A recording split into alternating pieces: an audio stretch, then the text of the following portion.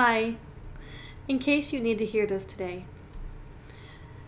I want you to know that you are incredibly courageous. Even if you don't feel like it, if you're not feeling rather brave or courageous, even if you're barely able to get out of bed right now, or you're having a really tough time right now, you are still courageous.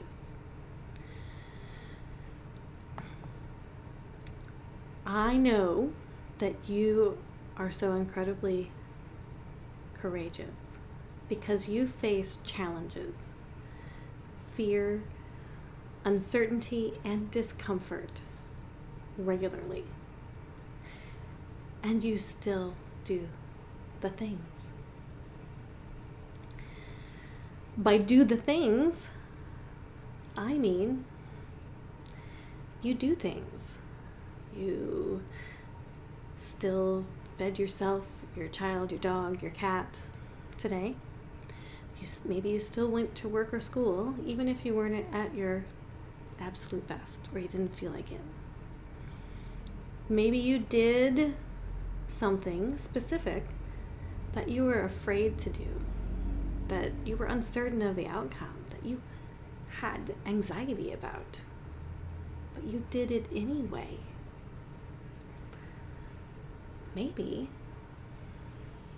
you simply woke up today. Some days are better than others, so that counts on the really bad days. Because you see, being brave or courageous is not a lack of fear or uncertainty. It does not mean that you are without fear. What it really means to be brave or courageous is that you have your feelings, dread, fear, disappointment, hopelessness, uncertainty. And even with those feelings or fears, you still take action in spite of them. So being courageous is acting in the face of really sucky things. That's the simplest way I can put it. And of course, sometimes you may hesitate or distract yourself or avoid things or just say, nope, can't do it today. I just can't even. But that just means that you're coping and processing your human experience according to your primal needs. So it totally fucking counts if your greatest action in the face of fear, despair, uncertainty is just getting out of bed or not. Sometimes you need to stay in bed if you can. Maybe it's just eating something, or maybe it's that you clean the toilet instead of doing the thing that you really needed to be doing because you weren't ready, or you were preparing yourself, or you were avoiding it, but you still got something else done. Just showing up, even when you don't want to, that's huge, and it totally fucking counts. And there's a reason that I say this. It matters that you face hard shit all the time, because being human is hard at times. And you know this is true. Doesn't mean it's not worth it. Doesn't mean that we don't continue to show up. But that's what part of being human is. It's being courageous. Because we human, we show up in our human life, even though sometimes it's really, really hard. And now, you know that's true. So now you know that the story of you being courageous because you face hard shit is true. The reason that we associate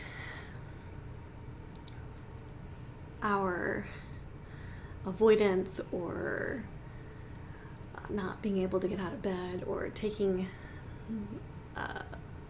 time to, saying no, avoiding things, coping with things through distraction, or feeling fearful even, or apprehensive, we as a society, our culture is telling us that the story of not being our most productive is lazy. It's unproductive. It's fearful. It's small. It's less than. It has no value. And we internalize that story, and that's what our body carries. And then it becomes our story. And so when we just can't even, for like, with one more thing, and we're like, I can't, then that story activates. And that story is false. The real story is that it takes courage to say, that's enough. No more for me today. I'm out. Peace. And go take a bath or go to bed. Or whatever it is that you do. And I'm not saying that every coping mechanism that we have is wonderful and it's our best quality. It's not to the other extreme. What I'm saying is, it's okay, and you are still an amazing human being. You are still courageous for showing up as often as you do in the face of fear, uncertainty, and discomfort. So know this, I see you, the real you, even when you can't, or when the stories that your body is carrying about who or how you are, that were written for you by your past experiences, or written by other people through the lens of their own pain, fear, or discomfort. When those things, those stories are skewing your self-image, your perception, or creating a disconnection from your true self, I still see the true you. Your body is the key to your personal and spiritual healing, growth, and transformation.